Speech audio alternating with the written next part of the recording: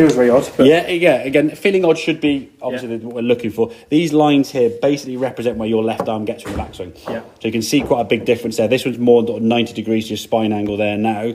Figures that one there, okay. That one there's going to be a little bit flatter. A bit less stooped as well. Yeah, exactly, yeah. So this one, the club gets a little bit behind your hands here now, and then the club, as you say, there's your left arm at top of the backswing. Yeah. Quite low.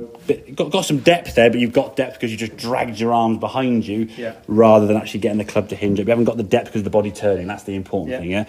And as you said, because the back may got a bit twingy and a bit tight, you've sort of got a bit... Lazy is the wrong word, but your back hasn't maybe used it as much as it could have done or should have done, and so something else has sort of taken effect. So this one here now, in terms of takeaway, club going back now. The club you see nicely on line. There's the club. Yeah. There's your toe line. I like that.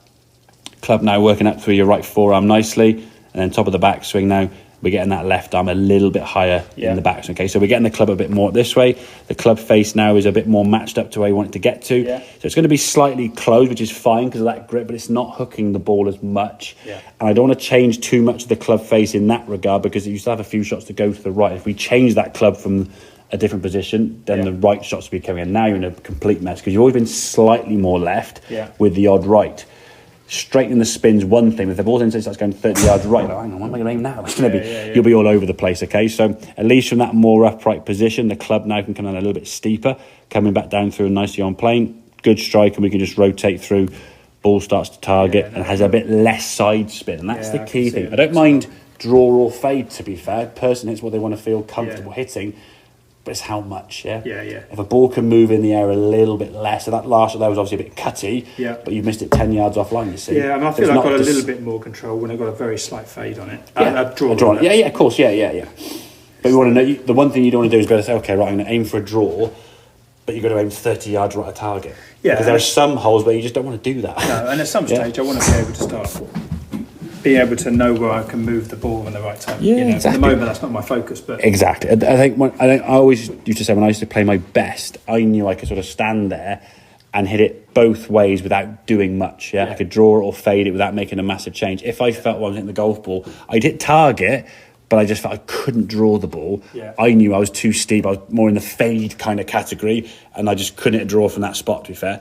If I was the other way, I was in the draw category, I was too flat or too inside or too whatever it may be, I get at the target, but I just couldn't fade it. Now, when you're playing at a more elite level, amateur competition or amateur internationals or pro, whatever, hitting the ball both ways is kind of a bit of a thing you've got to be able to do, and also control the ball flight. So if you're in the left to right wind, if you're shaping it a lot left to right and the left to right wind, how far left you got to aim?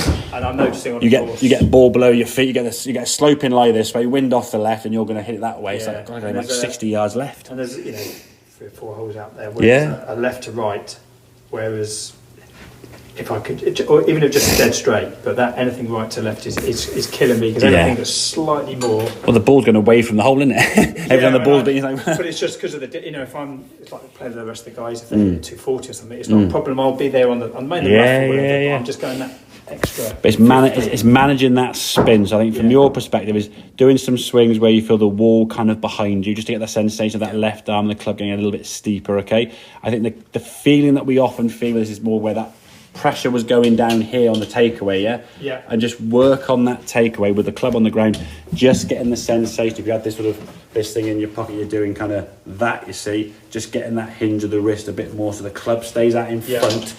Once the club whips inside and sort of comes coming behind you, that's when you're in a position where you're going to be hooking it quite a lot. So that makes sense, yeah? Yeah, it does. Good stuff, yeah. Okay.